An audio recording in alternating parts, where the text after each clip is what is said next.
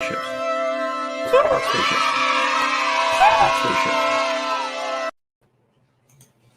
everyone, I am Jason Ward from MakingStarWars.net, and we got some dinging and some donging going on. Today, me and Rob are joined by Star Wars Santa. So, hello! Always great to have around. And we're going to talk about some Obi-Wan Kenobi today and whatever's going on in the chat. Just now we were about to start and my computer went through all kinds of crazy changes. It's going through the changes, and it was hot flashing and stuff. I had to do a restart. So your laptop grew a merkin. You're like, it didn't have that last night. Yeah, it was wild, but I mean, I'm here and it's working. And this has been 2 days of just crazy stuff for me. I made this video that I put out today for yesterday about what happened with Harrison Ford, the actual details of how that door hit him. And that video was mad at me. I tried to edit it on my phone and the sound would just start skipping. And then I did one and it didn't skip. I was like, I did it, you guys. I can do a video. I uploaded it. No audio in the upload. Who knows why? But we're getting places. So how are you guys? Everybody doing good? Santa, you doing good? Well, it's Monday. And so, and there's no new Star Wars this week. We have to wait till next Wednesday to get new Star Wars. But we did get the episode guide for the Bad Batch today. And that's been a lot of fun to talk about. Oh, I didn't see it. I didn't know that was out. Wait, was there anything interesting in it that caught your eye? Because I didn't get to see the beginning of your stream because I was dropping the kids off at the school. There are a couple of really good things in it. One is they confirmed for us that the planet was Wayland, which comes from the EU. From Heir to the Empire, right? That's the Emperor's Blade Runner and Alien, yes. Okay. It is. Oh, and so double pilots? Oh no, different. That's Scott Williams. Different guy.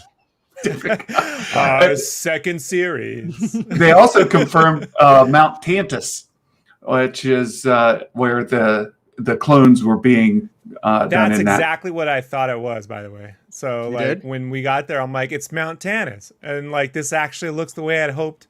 I'd hoped Tannis would work its way into the sequel trilogy. So I thought that design of that was quite amazing. Yeah.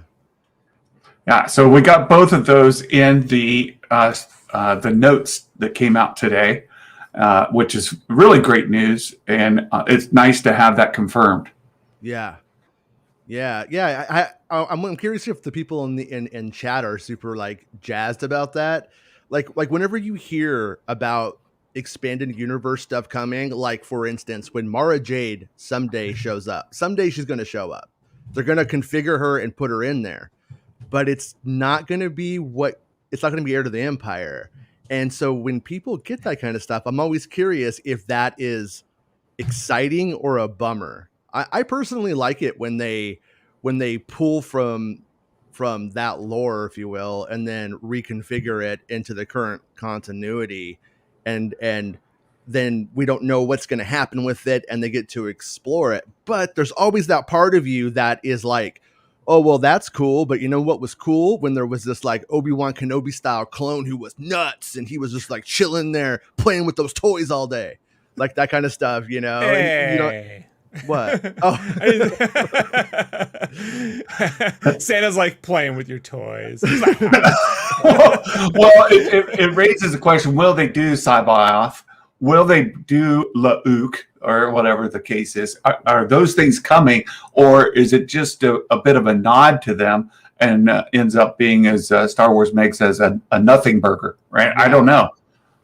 Yeah, I mean, yeah, it would be kind of disturbing if down the road we end up seeing that place and there's just this derpy looking Snoke Luke Skywalker in there. He's just it doesn't work. Kill me, Dudley Moore's in the factory making Snokes. Right? Can't get it right. Imperial Lithgow can't deal with him. Nope. That's good. What? The reason why I know Mara is going to make it is she already fits the Filoni full name as a name, right? It's Mara Jade. No one ever says Mara or Ms. Jade, right? They go Mara Jade. So she fits the deal. You guys ever notice how Mara, or if you want to be pretentious, Mara, is pretty much Sorsha from Willow? Like when you get down to it, I mean, with the exception of that little difference of the after the aftermath aspect of it, she's like this like red-haired swordsman, I don't know, swordswoman who needs to kill the main hero. It kind of has like a very Willow quality to it, and then turns around over time. For what not it's a lot worth. of people know, Jason. Zahn talked about how that was an influence. It was that or Flo from Alice, but Kiss My Grits the Skywalker just did not play very well, right? So Lucas was like, I was really not into Alice. It was more of a one day at a time Schneider guy. Yeah, I liked Cosmic Cow. I thought he was funny. As my inspiration for Jar Jar Binks. We're just making everybody who's under 40 is like, what are these weirdos talking about? People have to understand syndication was real in the 80s. Like, so I grew up just watching all the shows from when my mom was a teenager. She just wanted to watch what she had before I was born. Yeah. This was my childhood thing. You arrived. So. But we'll watch Night Court. No. Anyway. Yeah. No, that's like kind of true. Like I was thinking about that a couple of days ago with my kids, because they don't really watch anything that isn't new, because media is so big now. There's so much new always hitting and like streaming and stuff, and you could watch whatever you want. But you used to always kind of like know what the previous generations were like into, because you had to, because it was the filler. It was like the filler between like prime time. So I know all these 70s shows that you would think I don't know, or that I wouldn't know in films and stuff like that. And that's where we got the original Star Trek series as well. Like I grew up in the 80s, but every day when I came home from school, that was on. Yeah. So it's like, okay, came home after school, didn't want to do my homework, sat down, click on the TV, there's Star Trek. Yeah. And that was before my time, but it's when the replays were happening every day. Yeah. And that's what's also interesting, is like George Lucas. I mean, that's in a weird way how we get to our Star Wars, is the fact that that dude was sort of living in that TV wasteland of the past as a child. And so I'm wondering what that's going to mean. This goes nowhere, obviously. It's just theoretical, but I wonder what the next George Lucas, I wonder what that's going to look like. You know what I mean? Considering how media Filoni's is now. Like, hey. He's all, that's me. I'm working on the spit curl. Once I grow it, I'll take the hat off, and then I'll appear it to the world. He did take the hat off, and he is kind of doing the spit curl a little bit. He's getting well, really, it does. It raises the question that Geek Curious brought up about, to paraphrase Filoni, right? George Lucas hated Mara Jade. So if Filoni is the next George Lucas, then what's that do to your Mara Jade? Right. No, it's true. I mean, you can I think they could have their cake and eat it too, though. I mean, you can do the not in the Nolan universe, but the Batman Catwoman flirtation that goes on, and then obviously she gets redeemed, but unlike the Nolan one, they don't end up married or whatever happened in that third movie.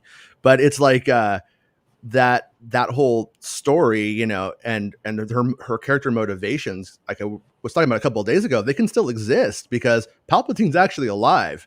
Before, he's dead and he implants the idea in her head and dies, but now he could literally just be like, Mara Jade, do spooky stuff to Luke, all the time. I'm just an exagal from a I'm just exagal world. Just an exagal. Right? Yeah. So stupid. Oh, give it like, give it 6 weeks and there's going to be a podcast called that. We're the exagals. But that was literally like Lucas's like sticking point to it. He's like, yeah, Luke, the Palpatine, he was dead, and it just ruins the whole thing. And then now he's alive, so oh shit, you know. Yeah, whatever. That always did make me wonder, like how, because there are obvious context clues that Luke Skywalker is the Mary Sue of George Lucas, of him putting himself in his own fiction. The little guy, the name's the same, like all of these things that, yeah, and like, when he's saying he doesn't get married, he was not married for a really long time, even have been bitter about it. I wonder if he would have came around to that idea when his life changed, when he was remarried and had a baby and stuff, who knows, right? It's completely weird, but you watch that interview with him and Diane Sawyer from like '89 when they're kind of doing promo for Last Crusade.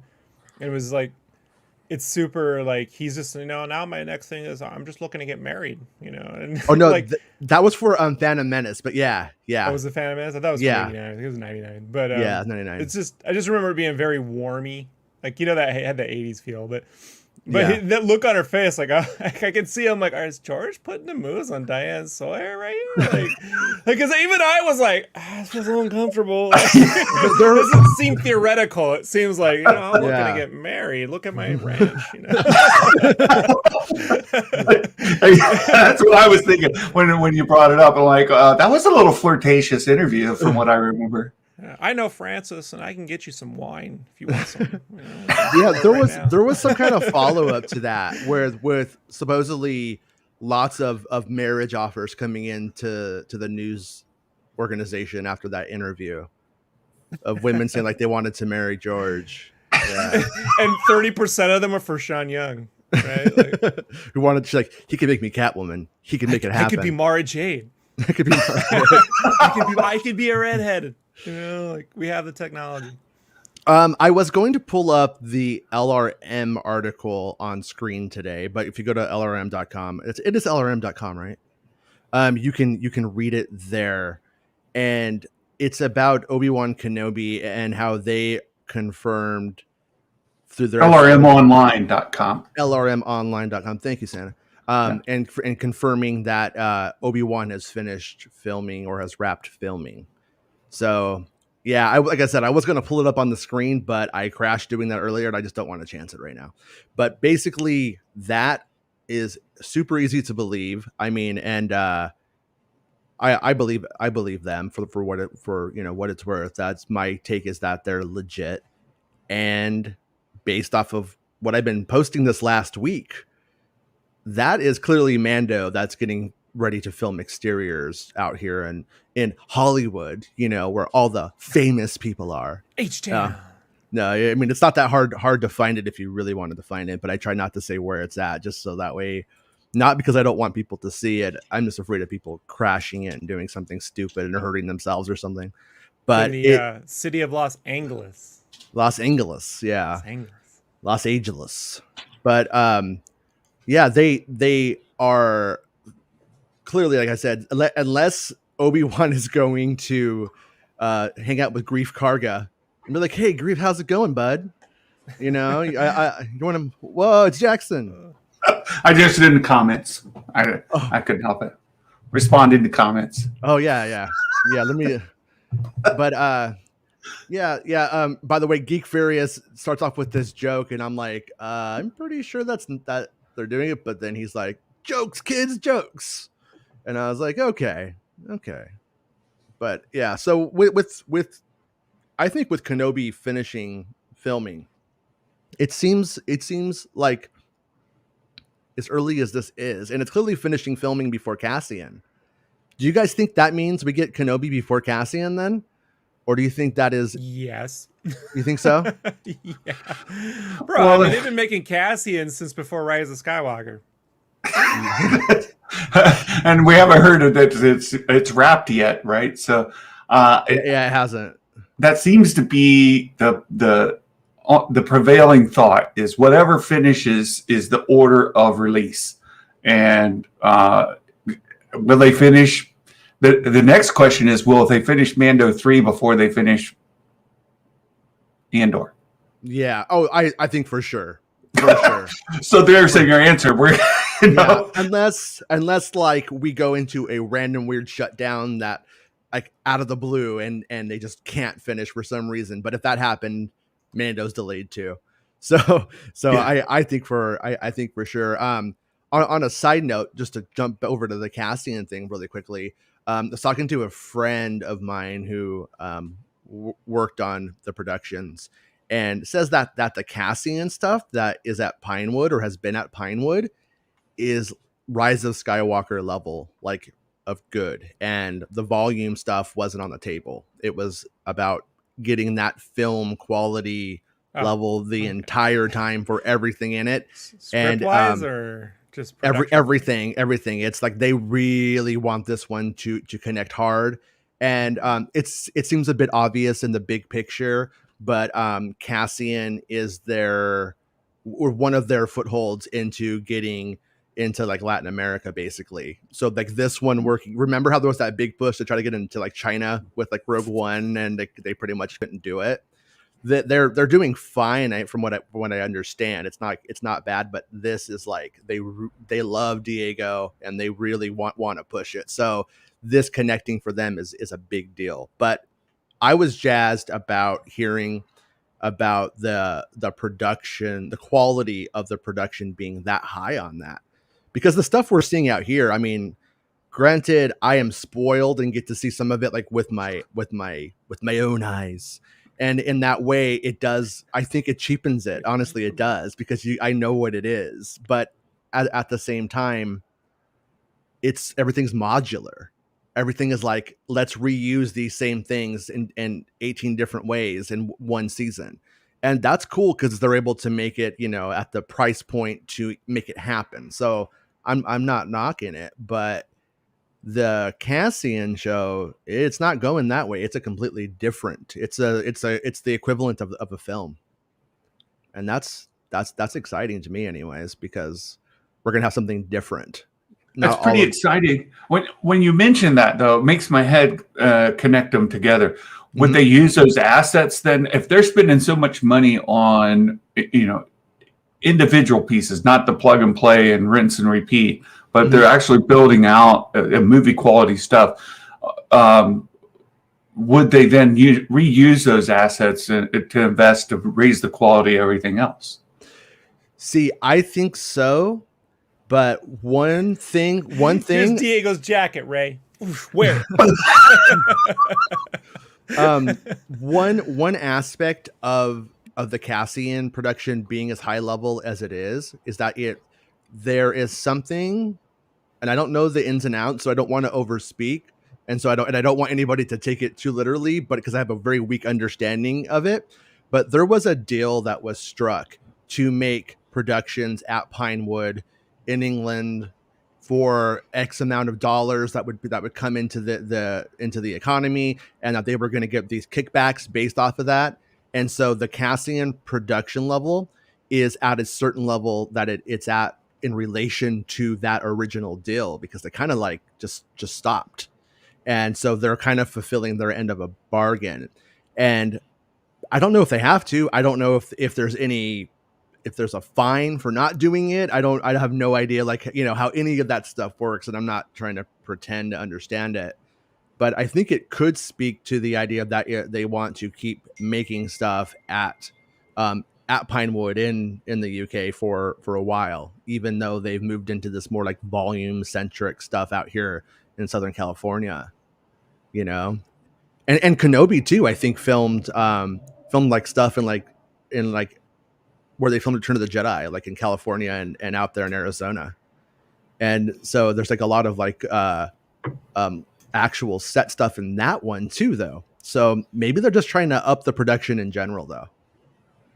I like that idea. I hope so. Yeah. My friends who have worked using the same tech in different ways have told me more than a handful of times that the volume works for the Western vibe at a Western speed, but you couldn't go and you couldn't make a really like David Tennant movie or whatever that David Tennant Why did I say David Tennant? Don't ask me. But Tennant, like one of those kind of so sorry. Yeah, one of those really fast action like paced movies though, with like you couldn't really do that in the volume. It doesn't work. At least it doesn't yet. And so that could say something about what the pacing of these other shows is and what's Aren't they going making on. Thor: Love and Thunder in the volume though? Yeah. Like, but that doesn't need to look like Los Angeles. And that's what you know what I mean. I could imagine, like, if you've got a chase scene with cars, right? I mean, you can only get so big. You can, how would you do that without it looking really bad? Haven't you seen Sin City? Or just get some rear projection. Works for Kill Bill, man. I like it. I'm gonna run my saber through him.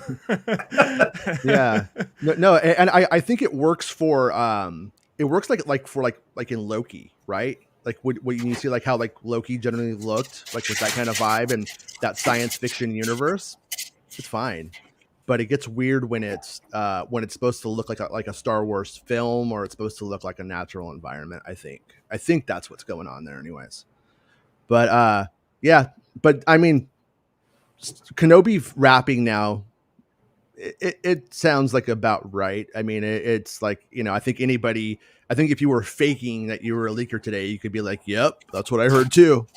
You know what I mean? Because it's going to seem right. It's going to end any day now. They've been filming for a good 6 months now. You know what I mean? So it's like, and they usually don't film for that long on these things.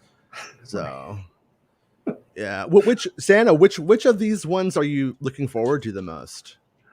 Oh, it's always the one that's coming next for me. So the Book of Boba Fett is huge, but can't overlook Visions. But I kind of am. I'm just kind of moving on to Book of Boba Fett, and that's the one. And then it's like cartoons aren't real. Well, Santa. I'm not into anime that much. And as folks on my channel, breaking my heart. Well, as folks on my channel have been giving me a hard time, the Astro Boy thing doesn't have me real jazzed. What is the Astro Boy thing? I came into your show when that was up, and I was like, what is that? Well, the Astro Boy is in the Vision stuff. Oh, so it's like a crossover? Yeah. And I'm like, wait, why is Astro Boy in Star Wars? Because he's their Mickey Mouse. Watching Astro Mickey Boy. Mouse isn't in Star Wars. I know. He wasn't even in Resistance, for Pete's sake. Yeah, they tried to get Mega Man, and Capcom was like, "No, you go with Astro Boy." Fine. Yeah, I just don't know.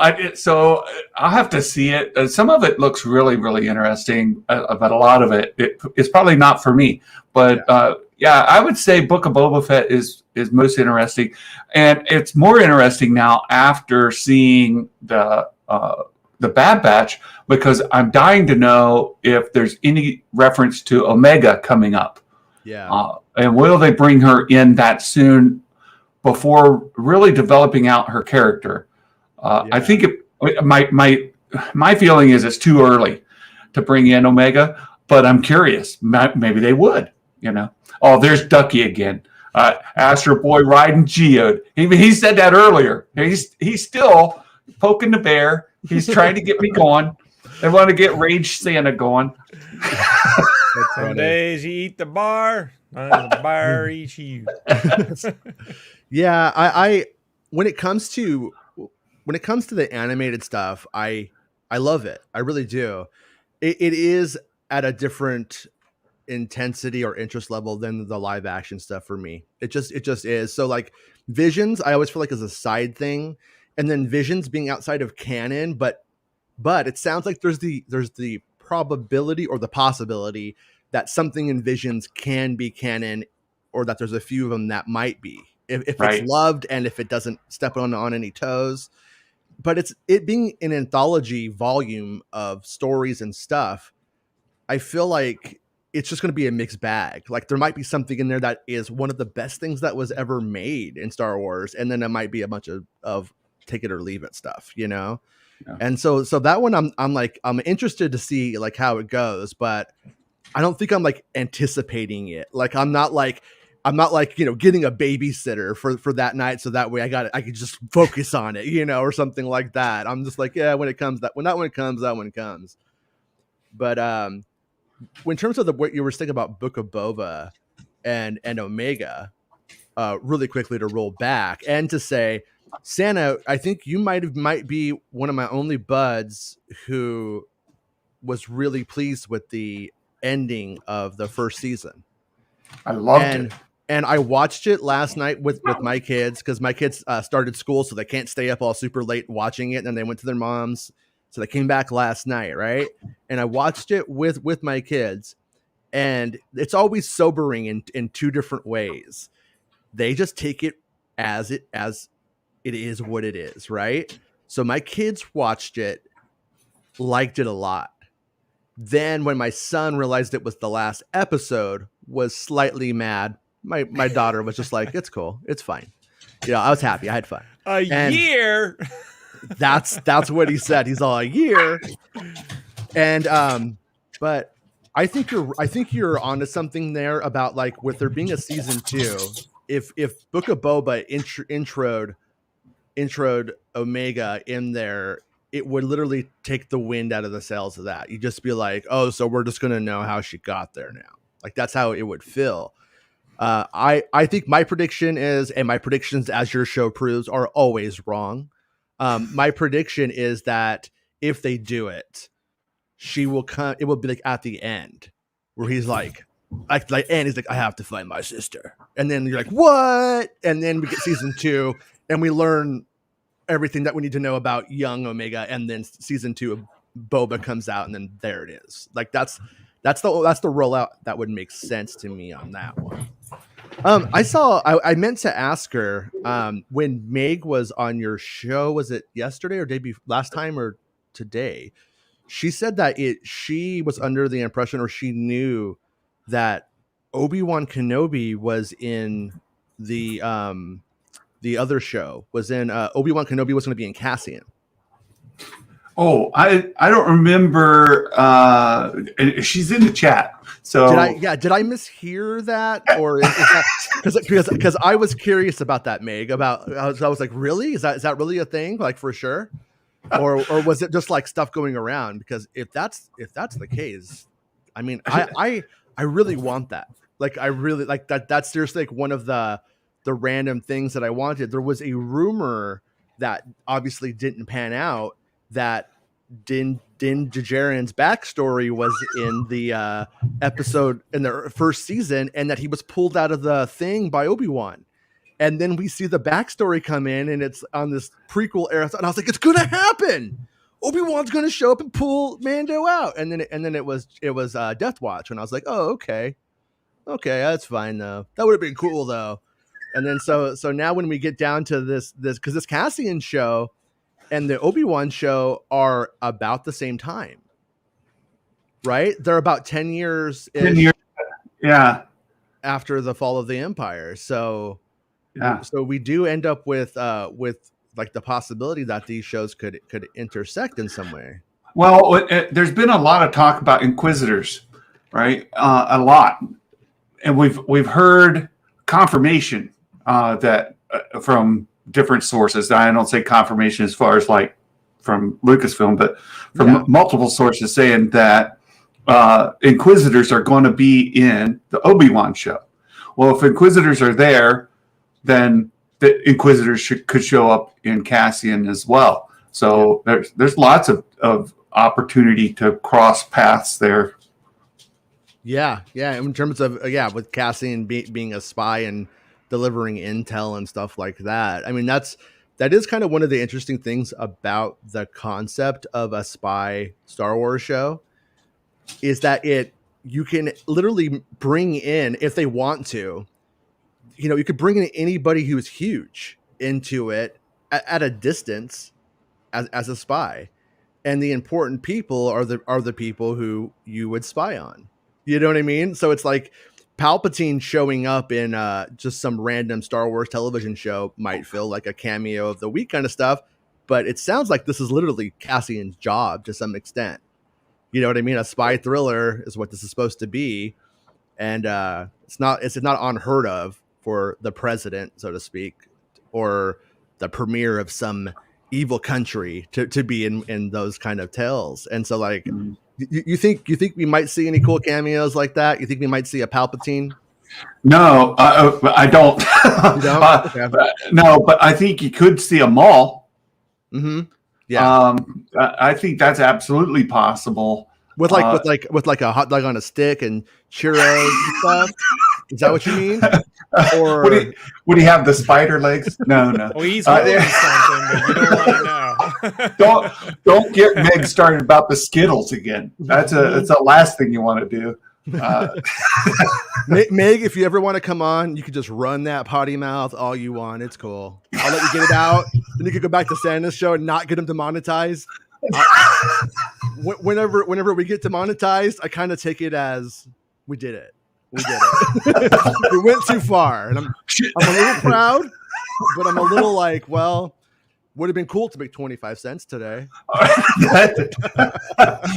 I've gotten quite proficient at appealing the strikes. They're not exactly strikes, but every time, she manages to get me knocked down a level. So, yeah, and congratulations again on getting the channel monetized.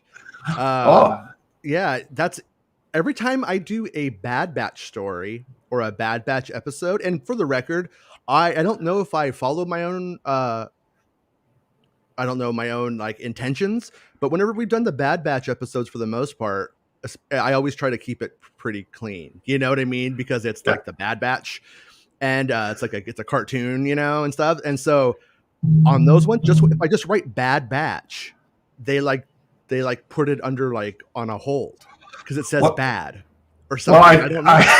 I just pulled it up to look. I had Meg on this morning, so she was talking to me. She wasn't in the chat, and I am fully monetized. So it seems to be the truth that when she is in the chat is when she is the most spicy, and when it gets me in the most trouble. Yeah. I mean, do they? I guess that's like the other question I would have about the YouTube stuff is do people because if people go in the chat, we can't control that necessarily anyway. No, I think what they're worried about is because we're having fun and people are poking jokes at each other. They're worried. Their bots can't tell that it's joke versus conflict. Right. So we're having fun, and somebody's making fun of somebody, but it's in a fun way, talking about their potty mouth or whatever the case may be. But YouTube says, "Uh-oh, somebody's taking on somebody else," and so I think YouTube was like, "Roger, it's bad, Roger."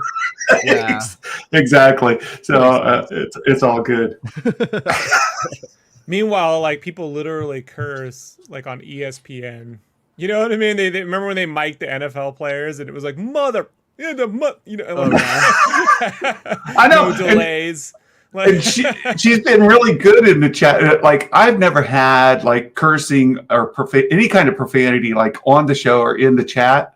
Yeah. And they always say that it's not appropriate for all audiences, and I'm like, what else do you need from me? Right?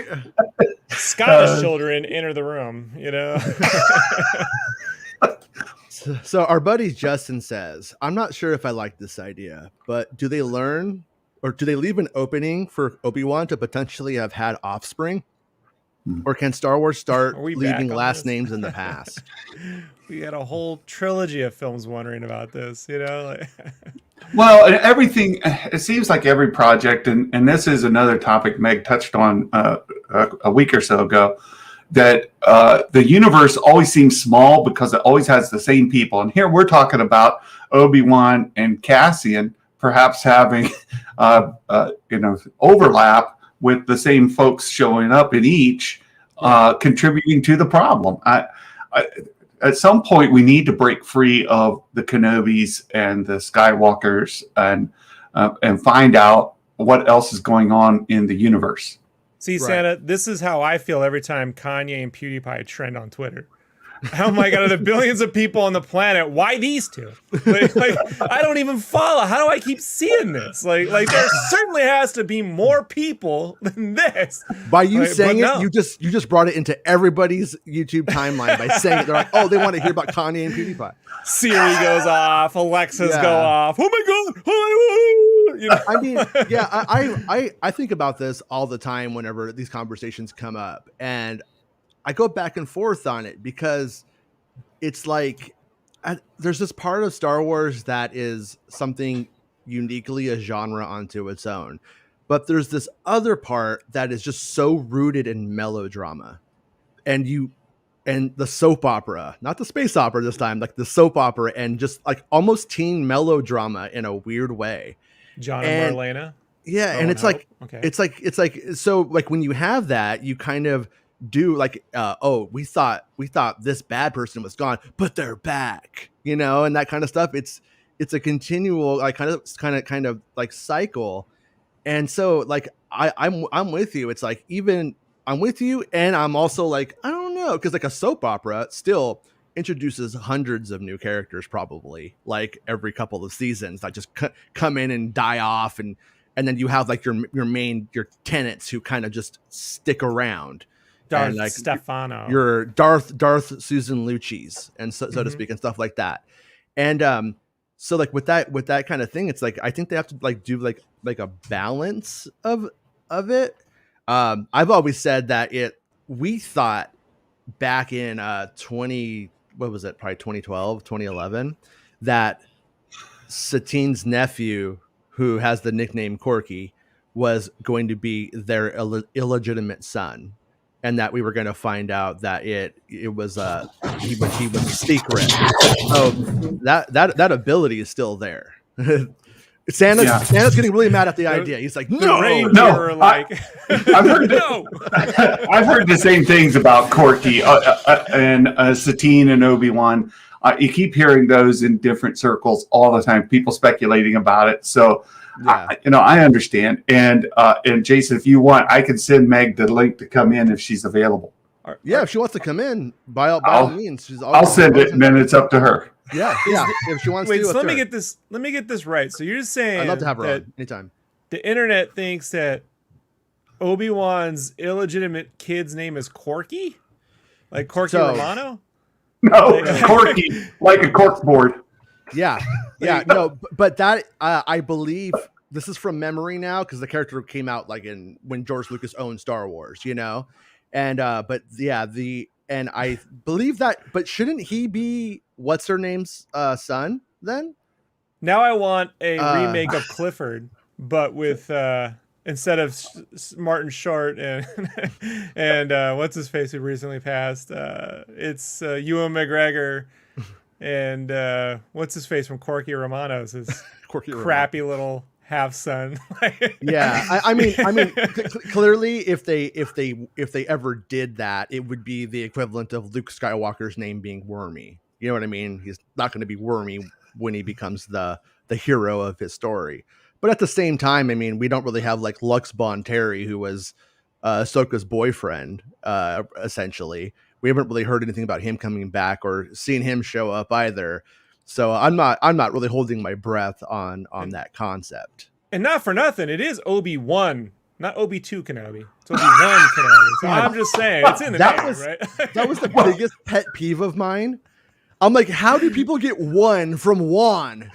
I mean, it's crazy. Bro, they used to call him Dark Vader. Like Vader. When I was working on Star Wars t-shirts, I had an artist in the office call it that once, and I had to stop them and go, look, if the licensor hears that, it's not going to be good. It's not Lifesavers. It's not Dark. I go back to 1982 talking points. You know, like it's not Dark Vader. I have a confession to make. As a small child, I didn't know the difference between a lifesaver and a lightsaber. I thought it was, hey, it's Meg. How's it going, Meg? She heard my confession. She doesn't want to be here now. She's like, gonna crash Jason's stream. She's like, no. I draw the line at lightsaber. Lightsaber. Well, and what happens when Han Solo isn't Solo anymore? Right? He gets married. Now he's Han married or Han Han Duo. Solo. Han Duo. And then he has Kylo, Han Trio. You say Han Han Trio. Solo, and your parents are like, no, it's not. Don't. Yeah. Daniel says the earlier trailer for Andor had a huge feel to it, different from the other series. Yeah, I always forget about that too. Like that one kind of just came out of nowhere in that Investors Day meeting, and I feel like it was like overlooked. Like, ow. They actually say caught myself. Funny bone ain't so funny. Yeah, it's so funny anymore. They actually I'm an idiot. I'm sorry. I didn't actually throw Meg in. I just said hi to her. I was like, hey, Meg, say something. I can't hear you. I was just sat here talking to myself. So sorry, Meg. How's it going? I'm Nice- good. nice Thank you to, for having me on. Meet you with the old voice on the show. Oh yes, the old voice. Yeah. So can I put you on the spot about what you were saying on Santa's show the other day? I think about that Cassian Kenobi crossover stuff. Yeah, it's just what I heard that Obi-Wan. Well, we now know that Obi-Wan Kenobi has finished wrapping filming, which is what I heard, and apparently Ewan McGregor doubled up as doing a couple of scenes for Andor. I've also heard a couple of other things which I can't really speak about, but there are going to be some really awesome surprise cameos you might not expect in the Andor series. And I know that because I have a source, someone who was working in the camera crew for Andor here in the UK. And this is when they were in Surrey, which is not too far away from where I am. So nice. It was all legit. Muppet Babies confirmed. Yeah. No, I absolutely love that because it means that Corky's coming, you guys, and he's the son. No, I'm kidding. I would love Corky to see Juan Mono. Meg, did you watch all of the Clone Wars stuff? Did you see all that jazz? No, I watched most of it.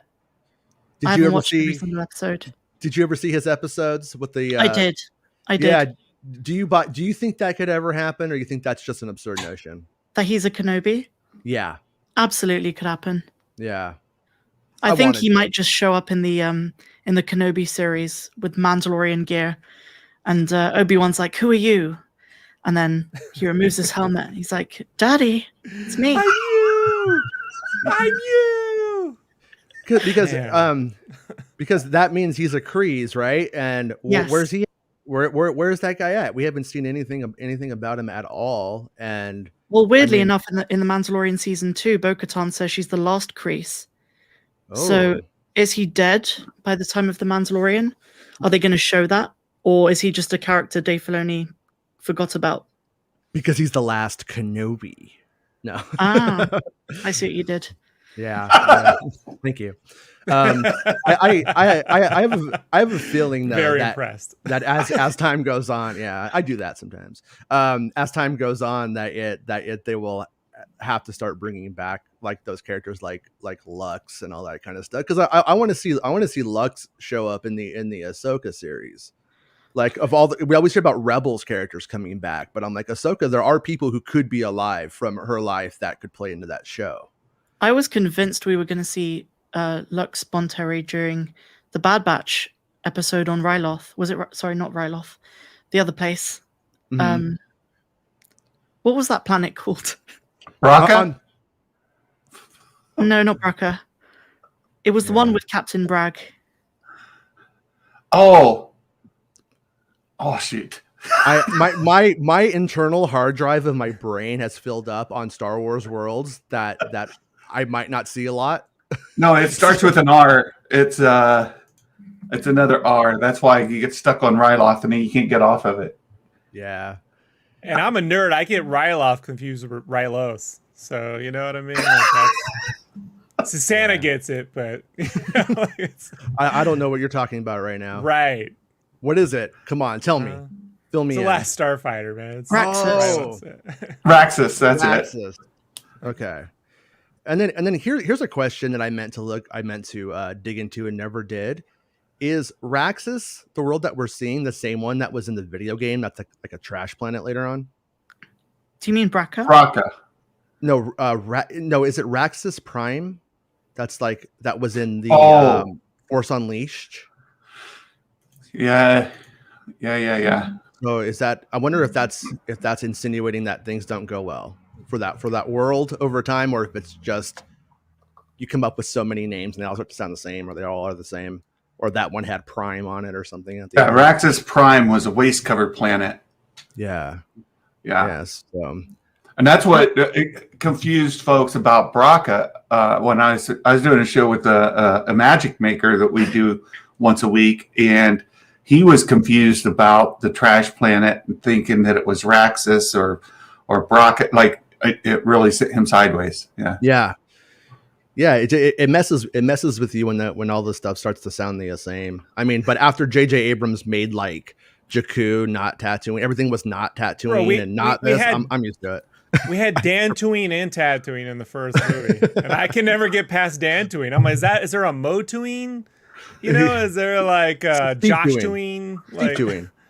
Yeah. Is there a Cotter-Tooine? You know? Yeah, I still get confused between Raxus Prime and Amazon Prime. You got to be careful where you place your orders. Yeah. They both don't pay space taxes, and that's the whole basis for another intergalactic war. You know? Raxus is just where Raxus Prime is where they ship everything intergalactically. That makes sense. Josh Stickles says, "Isn't Andor at least twice as many episodes as Kenobi? So it makes sense why it's taking so much longer than Kenobi." Unless it's 30 minutes long, and they're doing that. Remember, like Marvel does that too, where they even said it's either going to be like 6 hour longs or 12 30 minutes. You know, like they confirmed the episode count in that Disney investor statement when we got that sizzle reel, that one that we're hoping comes in November when we get that Disney thing. What's it called? The Disney Plus Day, like it's Prime Day. Everything's about coming back to Prime right now. Prime Day. That's funny. Yeah, we briefly talked about it. It's coming in like in November. There's gonna be like this day when they tease everything. It's Chapek's Big Adventure. That's what I called it. You know? Meg and I talked about that this morning. She did a video yesterday or over the weekend. She's doing a follow-up tomorrow, right? Or later today. I have so much to catch up on. I mean, I posted a news update earlier today with like 4 different topics. And since I posted that, there's so much more news. You know, there's the Obi-Wan Kenobi filming news. There's the episode guide to go through for Camino Lost. Yeah, there's a lot to talk about in tomorrow's video. So yeah, but that day, the question, and Jason, you were contributing this morning as well, that will we actually get trailers for anything other than Book of Boba Fett? Will they give us a trailer or a sizzler or anything for the Kenobi series? Will we get any update on or scenes from Andor, or will it just be all Boba Fett to hype it as much as possible and then make people wait? Yeah, my vibe is that they're going to show Book of Boba almost exclusively, and they might drop and don't forget, someday these other 2 shows are coming, and it's going to be like something very minor with like Ewan McGregor like holding his cup of coffee going, and you can't hear what he's saying or something like that. Like that's my guess. But what do you because people might not have seen your show this morning. What do you guys think? What do you think, Meg and Santa? I think that's very much along the lines of what we spoke about. We were saying that it's probably predominantly going to be based around the Book of Boba Fett, like a second teaser trailer, because I think we'll get a first trailer by October. And as you say, if we get anything for Andor or Obi-Wan Kenobi, it's going to be brief. It's not going to be a trailer. It might be a picture, like a first look. If we're lucky, it'd be Obi-Wan holding his lightsaber in his robes. That would be really awesome. But hashtag Wantober. Well, and I sincerely hope that we get release dates for everything. Like, I want a calendar that tells us in 2022 we're getting Kenobi on this date and Andor on that date and Mando 3 on this date. Like, give us some expectation on when those are going to happen. I do think we'll get an update on Patty Jenkins' movie. We'll get a date for it or an update. And then same with, and they've kind of already been teasing it with Taika Waititi's piece going back into full writing. And maybe we'll get an update when that's scheduled to release. Beyond that, and Meg mentioned this morning, kind of fallen off the radar has been the bit on our good friend. I was going to see if I could reach Lando Calrissian. All right, so what's going on with the Lando show? We haven't heard anything on it. Yeah, is We that live? know Is pretty that much live nothing. action? Yeah, we don't even know if it's live action or not. I mean, It is live action. Is but, it confirmed to be live action? Because they wouldn't say at first, and it It is confused me. confirmed because we Okay. know the director's the same guy who did Dear White People, which I'm sure Okay. is not going to be controversial. But Well, and what about droids? Now that you bring that up too, we haven't heard anything that's on it. animated.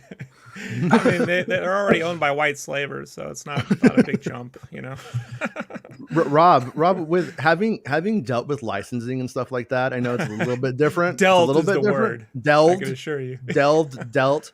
Do you think they would? Do you think they would leapfrog over Boba and start pushing the other stuff at all? I mean, we kind of have what they've done classically, which shows us one thing. And like I said on Santa's show this morning, like with Solo, they didn't want to touch it during Last Jedi, and then nobody noticed it came out. And The way I've experienced Disney, bro, like I just assume they're gonna ignore all of this and just pimp their galactic cruise ship for a fucking hour.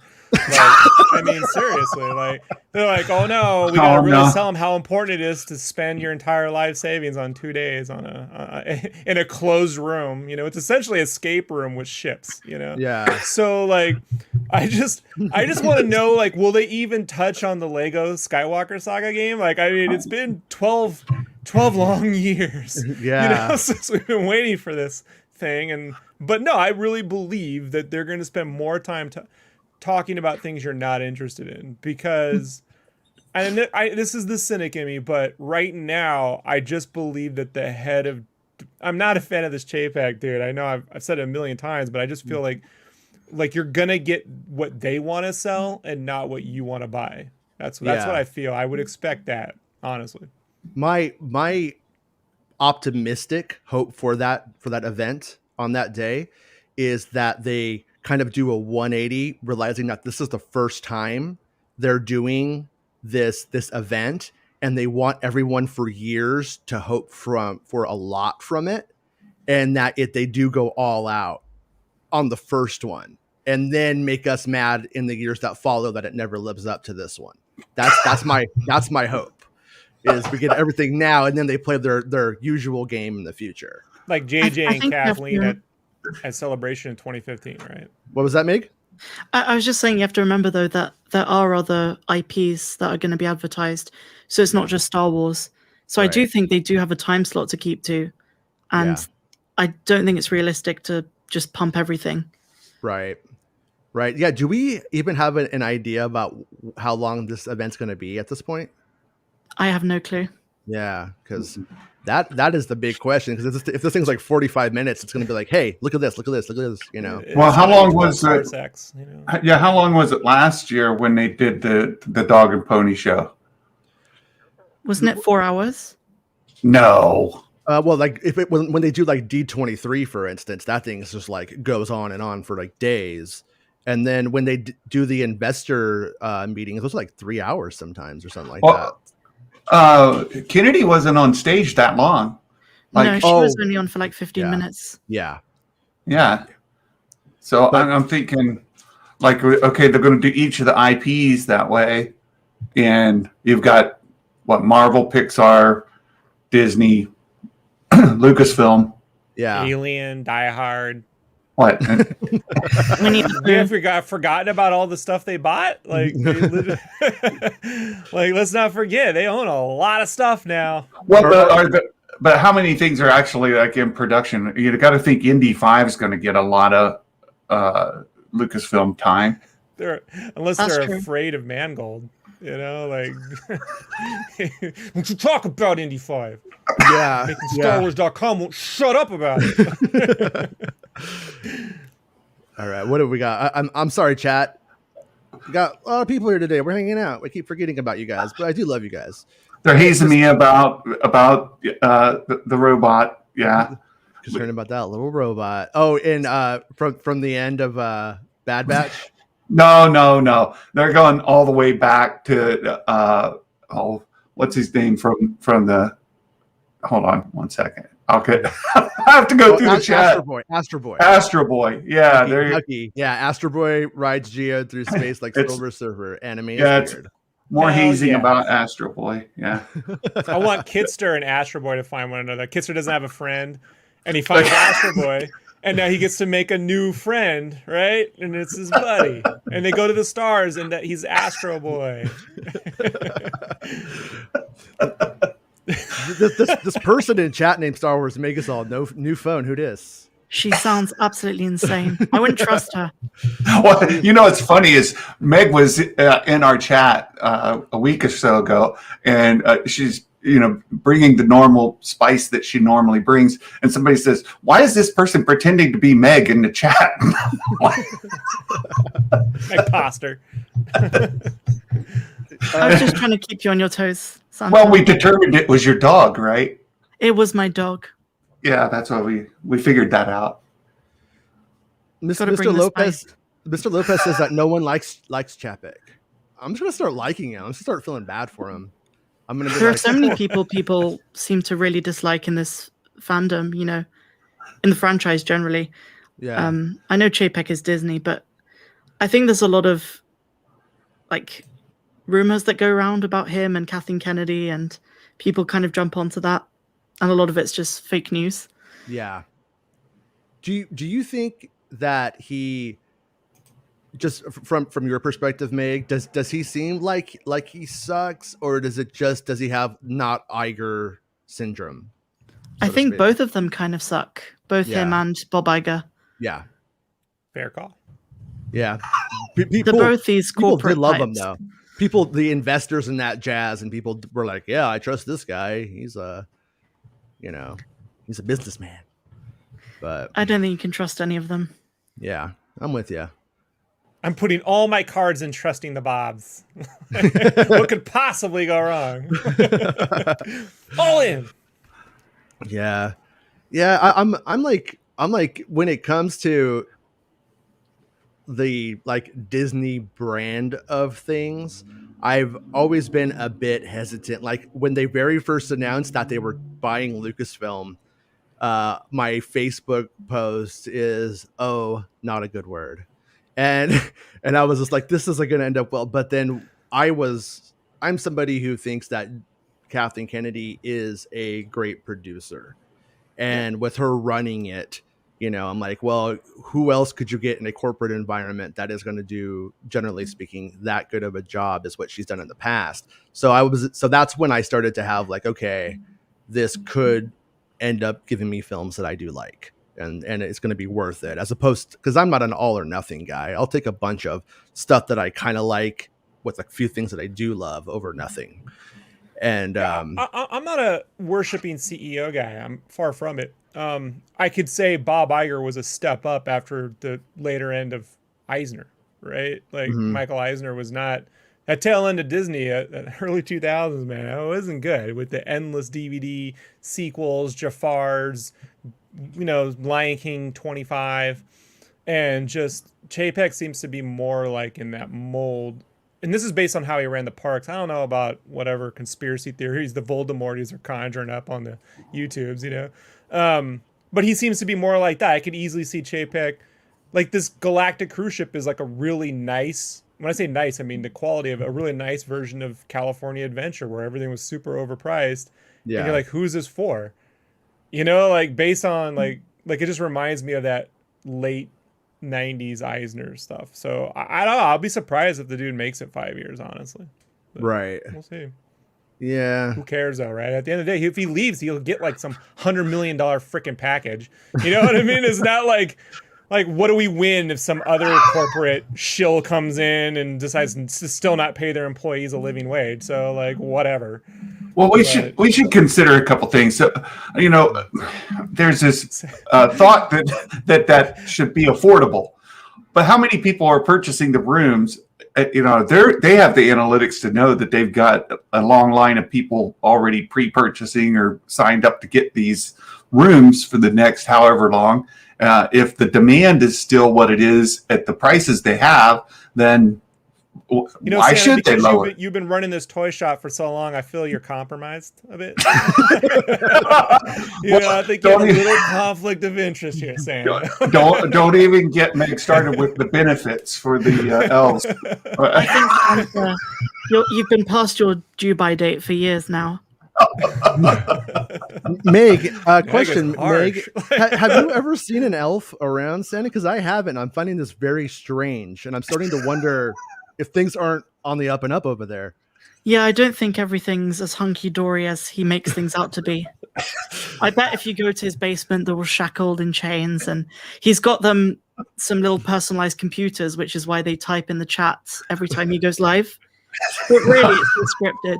Because I heard a rumor that those wood carved dolls you see at Galaxy's Edge, that's just what they're making down there. They just have these little butter knives with some wood, and they're just making those stormtroopers. Those, like, Joke's on you. They make the mac and cheese, Jason. Little hands. They just stir. My kids are going to be all for it. They're like, all right, let's keep it up, Santa. Keep up the good work. I've roasted Santa on so many occasions. For so many different reasons, most of them inappropriate. Most of them inappropriate. And I did check. I am fully monetized today, so keeping you on my live stream is a good thing. Maybe I need to do that instead of letting you in the chat. Well, Jason said that I was free to cuss as much as I want here. So, well, Rob already dropped the F-bomb for you, so there you go. I try not to, but Rob breaks down the barriers. That's why he's here. I'm like, until Jason starts sharing those 25-cent super chats, I'm gonna ruin these streams. So I was gonna say, my youngest daughter works at an amusement park here in Ohio, and Cedar Point, and their parking lot literally filled where they couldn't have any more people park. It's up on a peninsula, so if you can't park there, you can't go. The parking lot filled solid, and then people are complaining because of the lines, the crowds. It's too busy. There's not enough, and I didn't get a ride enough. I've been here all day. I'm hot. I'm tired, and there's something to be said about raising prices to lower attendance and still make your profit. So that's my whole point about this this hotel experience. For 2 days. Well, maybe you and I aren't going, but there are people who can do that, and if they're filling all the rooms and they're having a great experience, who are we to say that they're charging too much?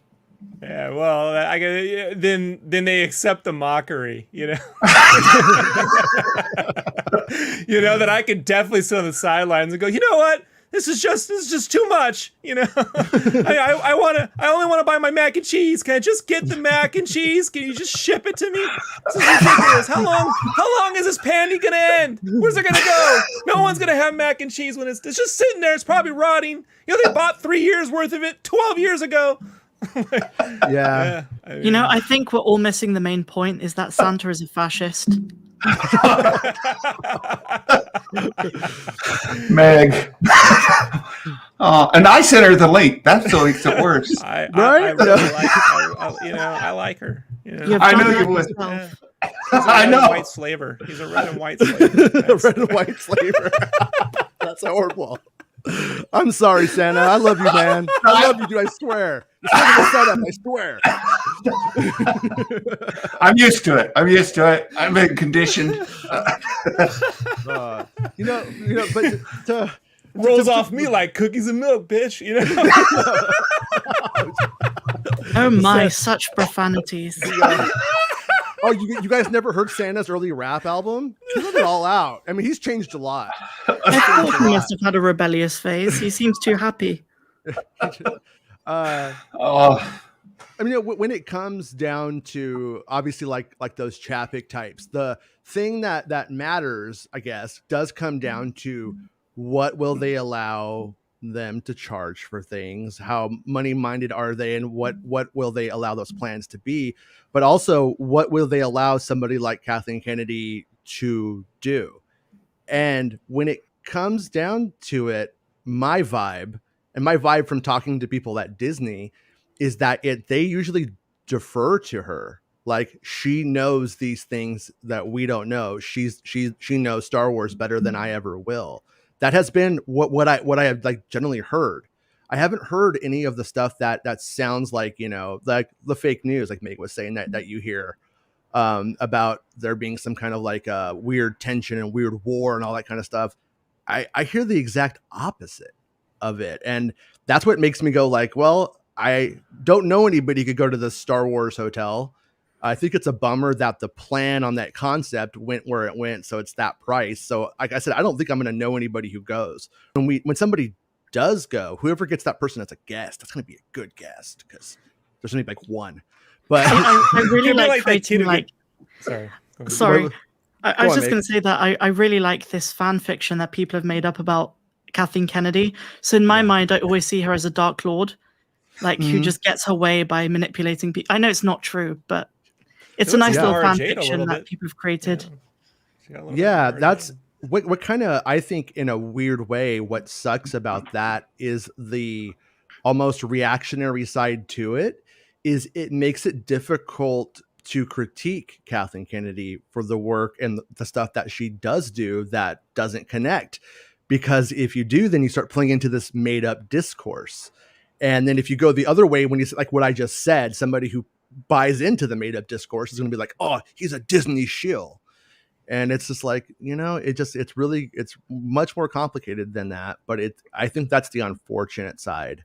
What I find I've- really funny is that people don't realize she's the executive producer of every single Mandalorian episode. And if you look at the behind the scenes stuff, she had major input. And Mhm. even setting aside her immensely successful career with Star Wars, just look at Jurassic Park, E.T. the Extraterrestrial. She's been involved in some of the biggest blockbusters of all time.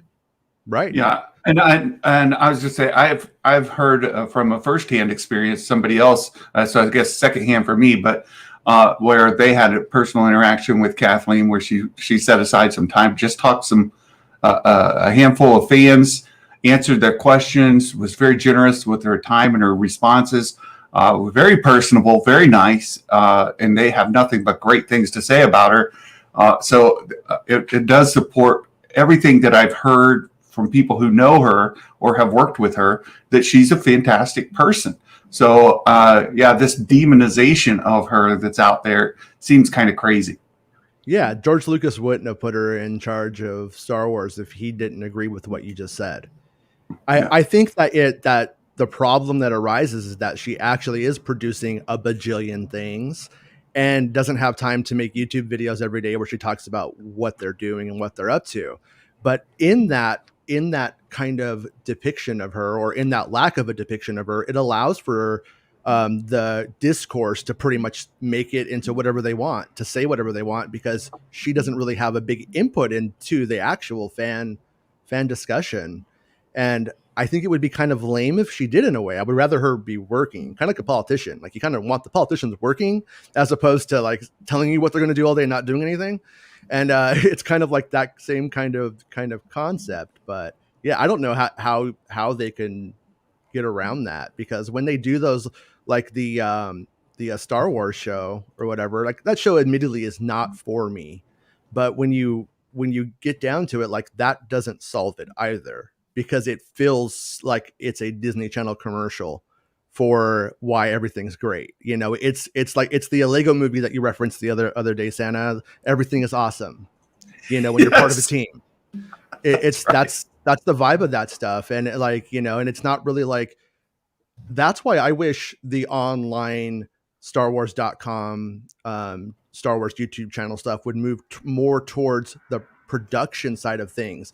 You know what? Yeah, we struggled with getting this idea right, and then here's how we did it.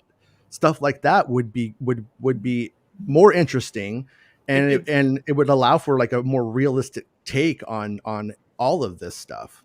And I think it would help put them in a little bit more of an underdog position, and I think I know it's weird to feel like, oh, Star Wars is an underdog, but yeah, I think it is. It's been that way. I can tell you from the licensing side since 2012, like when the Avengers destroyed all the Star Wars merchandise, anything that we had left, from Clone Wars to the Vader on a T-shirt on a roller coaster with all the goofy shirts that were out at the time, got destroyed by that Avengers merch. And yeah, it had its wave back with the new sequels, but I feel like if they were able to show, here's how hard it is to do this, here's how we solve the challenges, and sometimes we get it right, sometimes, you know, we don't get it as good as we would like it to have been. You know, we all start on the right foot. And I think controlling that narrative, there's a way to do it that's PR friendly. That, you know, it's not George Lucas in a theater going, you know, but that would help show them. I think that, again, those Lucas documentaries and the prequels help humanize him more than, you know, a Diane Sawyer interview, you know, Right. which I feel like a lot of the StarWars.com stuff is a ABC, you know, Eisner, we know here, like in his fake office. Remember when Michael Eisner would be in his fake office and be like, here, I have Disney, and he's got the little hat. Hey, Mickey, and cartoon Mickey comes out, you know, you're just like, that's what it feels like. And who little kids can't relate to it. I can't relate. I don't know. The only people that seem to be relating to that stuff are like the pundits who just watch it so they have tons of clickbaity topics to kind of like bring up for the next 2 weeks, you know? So Yeah. I think there's a big problem in this fandom, and it goes back to, I think Mark Hamilton commented about the fandom menace. Mm-hmm. And a lot of them are just so outragey about everything to do with remote possibilities of it being anything outside of what they think is true Star Wars, or, you know, the minute there's a woman or a person of color, they just absolutely rage, and it's pretty hilarious. And they always blame that on Kathleen Kennedy. They always blame that on the higher ups. It was exactly the same with the prequels under George Lucas, and that has never ceased to exist. Yeah, you're not wrong. I mean, when you just look at Clone Wars and the introduction of Ahsoka Tano, I mean, that was the start of the Star Wars is for everyone and not just 8-year-old boys kind of take on things, which I'm all for. I mean, and especially, I mean, I don't need to have a kid to think it's right to let everyone find themselves in Star Wars, but I have a boy and a girl, you know what I mean? I have a son and a daughter. And the fact that if these things come out and appeal to both my kids in different ways, but it does. And I think that's like actually like a pretty wonderful aspect of these last years of the sequel trilogy and Rey. You know, like I'm not always like that in love with the sequel trilogy overall, but putting Rey in those 3 movies in the role that she was in makes my daughter like Star Wars. You know, I don't think she would have been into it otherwise. And I think that's how you, number one, how you grow it. If you want to just look at it from a cynical capitalist perspective, that's how you grow Star Wars. If you already have this big chunk of how do you grow? You get women into it too. But I don't think it was like that petty. It didn't really feel like it was that like politically overt how it's made to sound by those people. And where I think we run into this really weird place with like the fandom menace concept is that you do see some of them saying outrageously racist and horrible and sexist things. It Absolutely. does happen. And then you have this other, I think, arm of it who isn't happy with the content, and like the enemy of my enemy is my friend kind of thing or whatever. They end up like sitting right there beside him, and then they're like, you guys are calling me a racist and a sexist. I just don't like these movies. And then it gets extra, and then you end up with this like victimhood kind of like perspective by those people who necessarily haven't been racist or necessarily sexist and just don't like it. And then you're just like, oh, it just becomes overwhelming for me. I think you hit the nail on the head. And there is so much overt like anger in those communities towards, whether it's just a female character. And when they say the sequel trilogy is so politically leftist, and it's like, is it really? Just because Rey was a girl and you had Kelly Marie Tran and John Boyega, that's it. That's the extent of what they call politically charged, which is racist and sexist, because what they're saying is because Kelly Marie Tran is half Vietnamese and John Boyega is Black British, that suddenly they're a token for a political statement. It makes no sense to me. Yeah, it's as if these ragers never saw Chasing Amy. The Jedi is the biggest egregious. Yeah. I like that's I don't know, like if you just like I feel like on one hand, if you chalk it up to only being a grift, then, and for some of the people who push it, I think it is a grift for sure.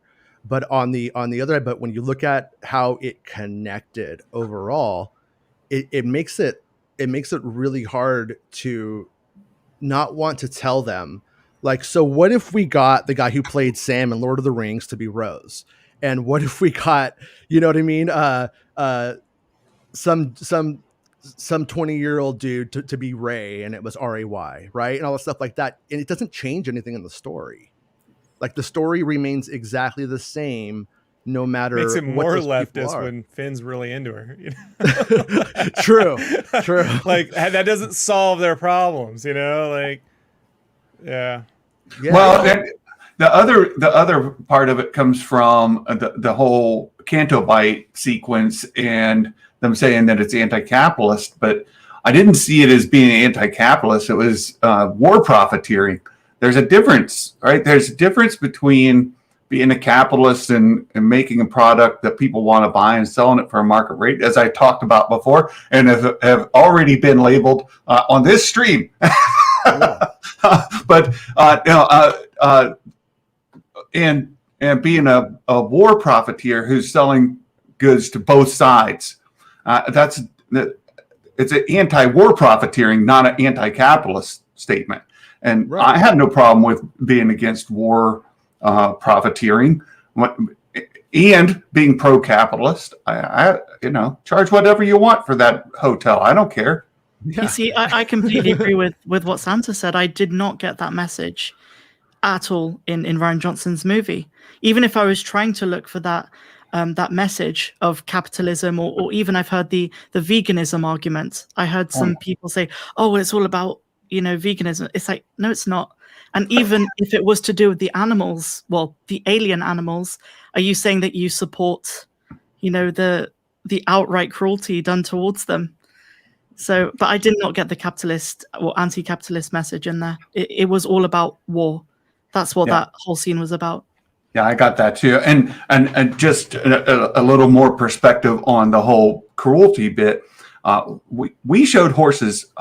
My oldest daughter showed horses competitively for years. And we went around to different states here in the United States showing at these big horse show events. And we had protesters show up at one show that I know specifically, complaining about the abuse and treatment of these animals. But they're all very well taken care of. And so I've been on the receiving end of people protesting about, handling and how you treat your animals, as horses specifically. And the scene from Canto Bite was not that. Right. This wasn't like people using them just to race, like race horses. This was abuse using the shock rods and whatnot. There's a line that was crossed. It wasn't about, oh, you can't have, race horses. It was about, treating these animals the way they should be treated. And so it didn't bother me. I didn't get that animal cruelty message for common, animal owners. Yeah, I don't think like saying don't hurt animals and don't trust people who run casinos and is like a bad message at all. It's pretty much a very common sense black or white, good or bad message. You know what I mean? Don't hurt what you don't have to. And I do think that there was a little bit of don't trust the extraordinarily rich a little bit. And I think you could read that in there. I think that could be fair to have seen that. I don't think it necessarily like hammered that home super hard. DJ kind of did, but DJ also was sort of a gray character. You know what I mean? He was just like, it's all the same. All of these sites are trying to profit off of you. And he was the Bill Burr of this whole film. Bill Burr's character, Mix Mayfeld. He was exactly that character. It's like, well, Empire, Rebellion, it's all the same. And another argument they make is, I don't want politics in my media. It's like, well, then don't watch the original trilogy. Yeah. Then don't watch the prequels. It was all politics. Star Wars is inherently political. Yeah. Big time. I cannot agree more with you on that. It's like, how do you watch any sci-fi that isn't for 3-year-olds, essentially, that isn't going to be political in some way? All of it is. I mean, even down to the Twilight Zone. And if Star Wars, I mean, and I think that on the flip side of it, the leftists who maybe at times try too hard, I don't think they're trying enough, because Star Wars had its chance for, I mean, was there ever an interracial kiss in Star Wars? No, there was a lesbian kiss at the end of Rise of Skywalker. Yeah. I actually broke that one. Way back there if you look for it, you know. But yeah. I thought it was sad they didn't make that more prominent, but they did it for Chinese audiences and Middle Eastern audiences and things, which, you know, Disney's always about profit over people. It was almost as much coverage as Constable Zuvio got. Which was basically zero, unless you're looking at him. Up all the can of worms today, man. Zuvio wasn't even in the shooting script. I know today, I mean, I'm like watching general cable news, and they're talking about how in Florida, it's so bad for kids with COVID right now that to get a ventilator for a child, one has to die. Super hardcore, like, because there's no beds. There's no beds in the ventilators for the kids. It's a huge thing. And then I go on Twitter, and as I open up Twitter, there's a thing from that, don't worry guys, Disney World's putting the buffets back. You could go to the buffet at Disney World in Florida. And I'm like, so, you know, if Rian Johnson was selling that idea, maybe he wasn't that wrong. I'm just throwing that I don't out there. think the problem is the ideas in our movies. I think where the disconnect comes from is when you're looking for further development of characters you're invested in, and then a third like story appears at the 40 to 60% mark that kind of comes out of nowhere and says, oh, there's this too. And you're like, yeah, that's a theme. And that could have been a theme that carried from the beginning of the film to the end. Like, where's the first order getting all these weapons? Where are we getting our weapons? And then that's like, well, we know a guy. And then that it could be a thing that carries the film. It's that when it kind of comes out of nowhere and you're like, man, I just want to know what's going on with these. And then the other characters aren't getting the development you want is kind of the problem. And it's not like The Last Jedi's fault. I think it's inherently a problem with the sequel trilogy as a whole, is that you want to know more about Finn and Poe and Rey. You want to know what they're really thinking or how they're interacting with one another. And then they keep taking these detours, for the lack of a better term, to things like, you know, Maz Kanata, which goes nowhere, right? Or DJ, which, you know, goes nowhere, and inherently so. Or later on, Poe's ex-girlfriend, which, you know what I mean? You're like, why are we doing this? Like, what is with the you know, like, and you know, like what, and then, you know, and then they even drop the Rose. People complain about the Rose and Finn thing, but then there is no Rose and Finn thing in the third one. That just kind of, and then Lando's not daughter shows up, you know? So it's this sort of stuff. It's like you can have these themes and have these conversations, and it works in Star Wars because, as Meg said, it has since the beginning. But it can't just be like something that, imagine if like when Luke got to Cloud City, then he's talking about like Union issues with Ugnaughts and Lobot. You know what I mean? You're like, yeah, that's a thing. But, and then like Lucas goes, well, you know, the Unions kept me from making my movie. It was so expensive, you know, so I'll put him in there with the Ugnaughts. Well, we don't talk about unions. Yeah, we don't talk about unions at the North Pole. Santa, unions, you know. Let us out, Santa. Hey. We have a break. No, Santa is a hardline capitalist. I know. You know what the worst part is on like Christmas morning when my kids are opening their presents and it says from Santa, and then I have a bill from Santa for all of the gifts. That's the worst part. It's terrible. Yeah, well, Christmas was never marketed to me that way when I was a kid, so this is all news to me. Just making up for lost times with the old Santa. So Santa, is it Happy Christmas or Merry Christmas? It depends where you're from. You know? No, that's too. Damn it. It's Merry Santa Christmas with the Tai Chi, you know what I mean? Like, it's Merry Christmas here, but there are places where Happy Christmas is more appropriate. And where is that? Downtown or Midtown? No, I think what is it over? There's Father Christmas, and we got Noel. There's all the different names for Santa, and as you move around the globe, the traditions change. So, Happy Christmas is perfectly fine, as well as Merry Christmas, or many of the other cultures that do it differently. There's some that have more than one Santa, if you don't believe that. In Northern Europe, there are some places where there's a whole slew of them, and it varies place to place. This is getting out of hand. Now there are 2 of them.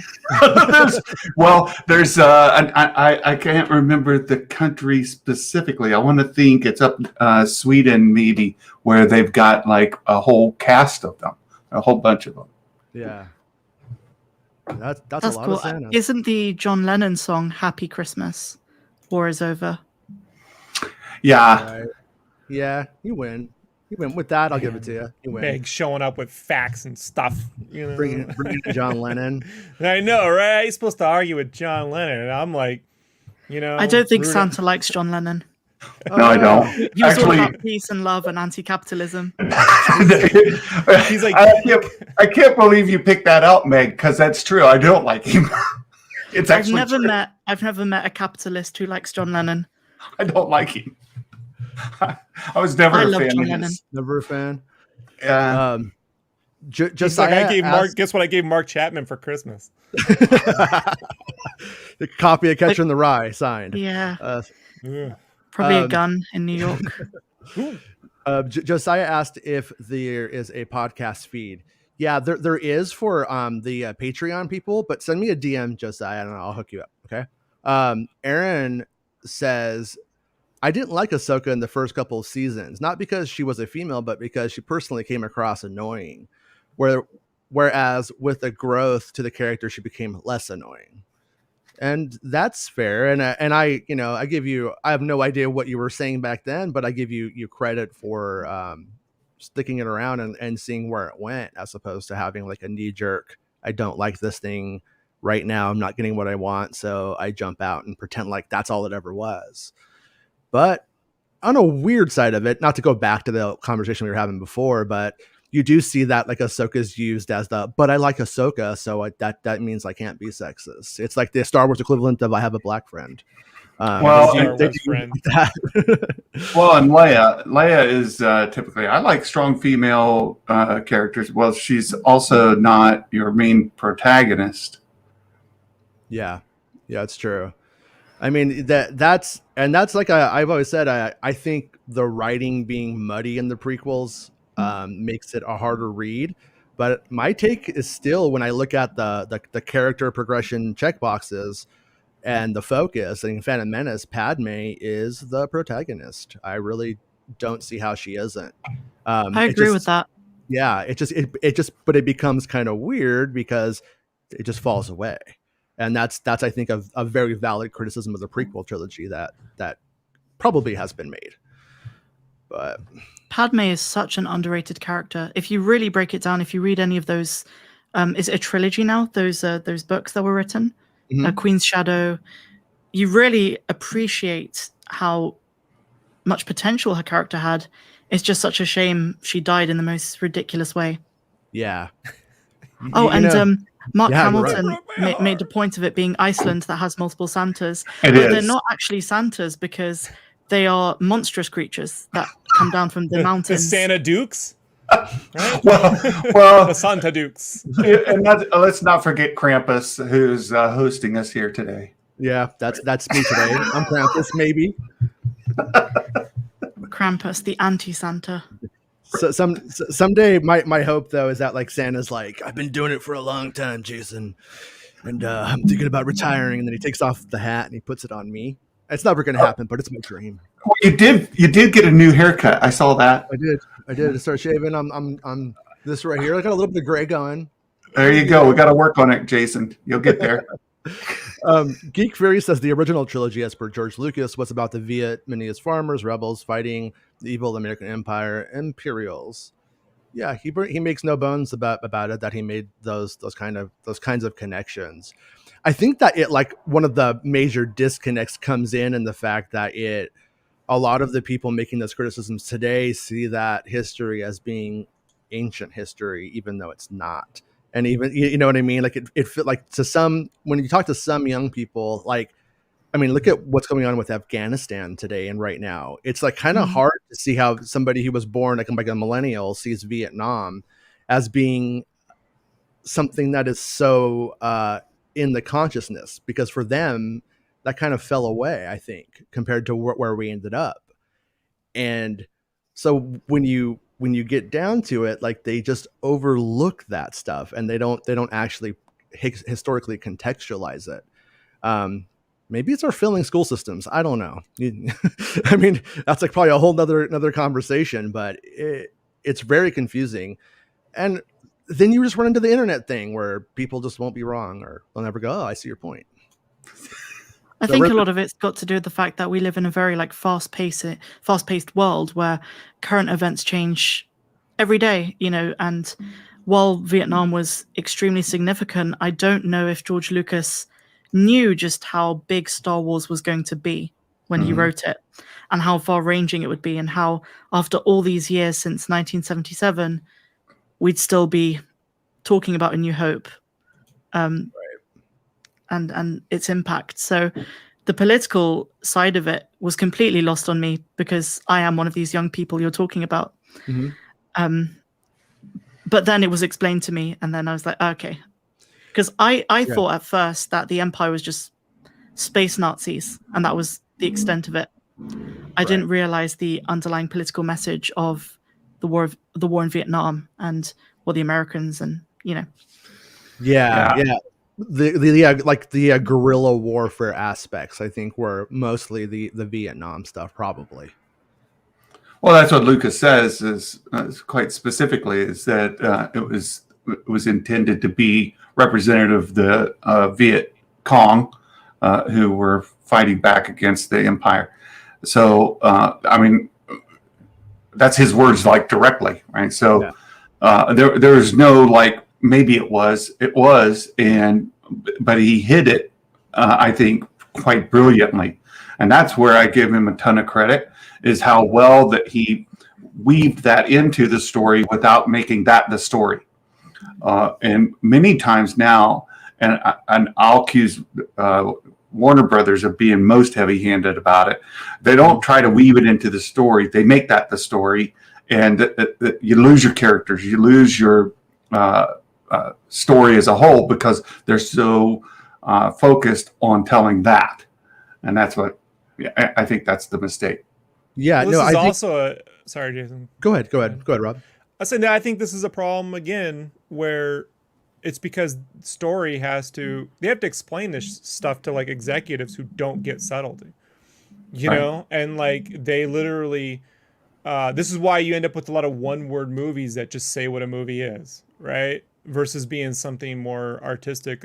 There is an interesting movement in comic books right now where they're coming up with interesting names that aren't one-word names now, like Someone's Killing the Children, or Long Nights in the Dark, very Agatha Christie kind of like style names that are being more complex. And it's a thing that I'm linking to here. But these themes, when they're subtle or woven into, you know, when Lucas would say, if you look for it, you can find it. Like if it's there, but it's not right in your face, is because they want to just say, what is it? What is it saying? We have to make the poster. We have to do the thing. What do we do? We don't want to, you know, they don't want hidden meanings. They want to know exactly what's being said.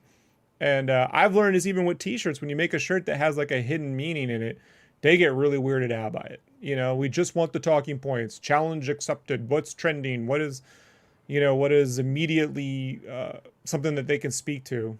So, you know, it's, I think with the TV shows or Mando, when there's more episodes, you can hide it better, right? Because it's like Loki says something where you can put a lot in there, and it's not hinging on an entire marketing department explaining this over and over to people every little episode. And I think the movies and film in general suffers from this. Jason, I was talking to you about Chris McQuarrie when he did an interview on the Q&A about Fallout, and how they have to compete.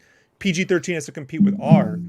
And that kids are, and he was like, look, studios want to compete are PG-13R, and they can't because kids are growing up. They're watching Breaking Bad and Game of Thrones at home. This is like 2018, 2019. They're watching this at home, and they want to go see Deadpool, but they can't, you know? And so, like, when you try to hide like a message or give, maybe you give the backdrop of pulling out of Vietnam or pulling out of Afghanistan, or even when we rolled out of Iraq in the Persian Gulf War, if you put that into a Star Wars thing, unless it's directly something that you can say specifically, like it's really evident, people behind that approve the scripts, or they're really not for that. Like, they want to know that it's really surface. Does that make sense? Like, it has to be something they can get. They don't get subtlety. Well, I think Meg really hit on the big difference between original trilogy era George Lucas and prequel trilogy era George Lucas, is that I think original trilogy George Lucas was like, hey, you know what? If we want more Vietnam protesters and people that aren't for that kind of stuff, then we just need to teach these basic values, and I'm gonna hide that in here.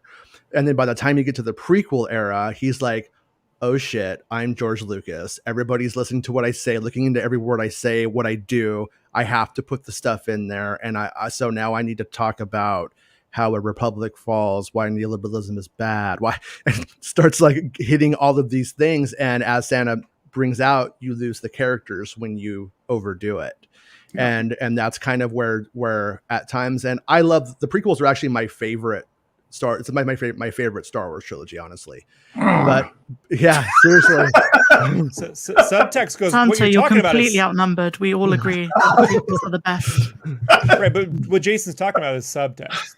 You know, there's no subtext in the prequels. There's very little. It's right in front of you. It's over. You know? He didn't want there to be any mistakes about what he meant to say. And modern Hollywood has even the Marvel films have very little subtext. So when subtext does show up in a Marvel movie, you're like, oh my God, it says something. That's amazing.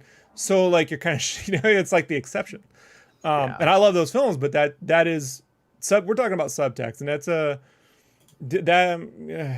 it's complicated to get that through the system, shove it through.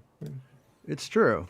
Unfortunately, guys, I have to go pick up the kiddos from school, and I know I have taken all of your time for a very long time already, and I'm sorry to the chat that we had to ignore you as much as we did today, but thank you guys for coming on. It was always nice to hang out with you, Santa. Always. Well, thank you. Always thank you. A delight. And Meg, unexpected, but so rad to finally get to talk to you and have you on the show. You're welcome to come hang out anytime you want. Like, great conversation. And a surprise to be sure, but a welcome one. Nice.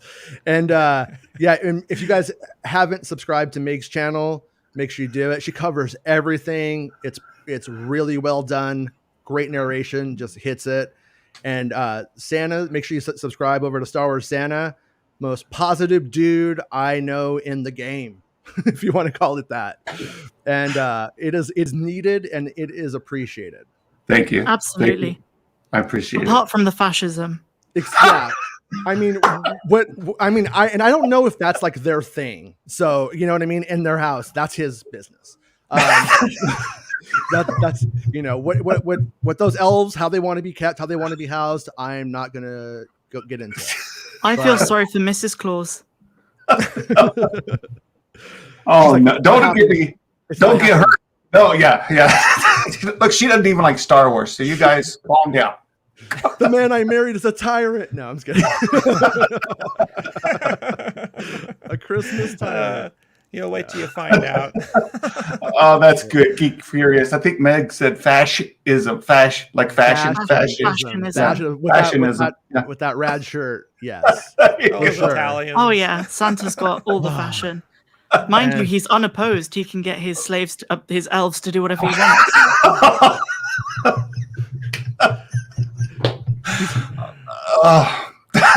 It wasn't me hitting the acoustic, I swear. It was just a coincidence that I have one next to me today. Oh, it was you. No, it's not me.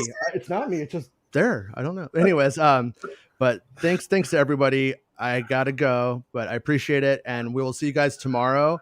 And you guys are welcome back anytime. Thank you, Rob. As always, dude.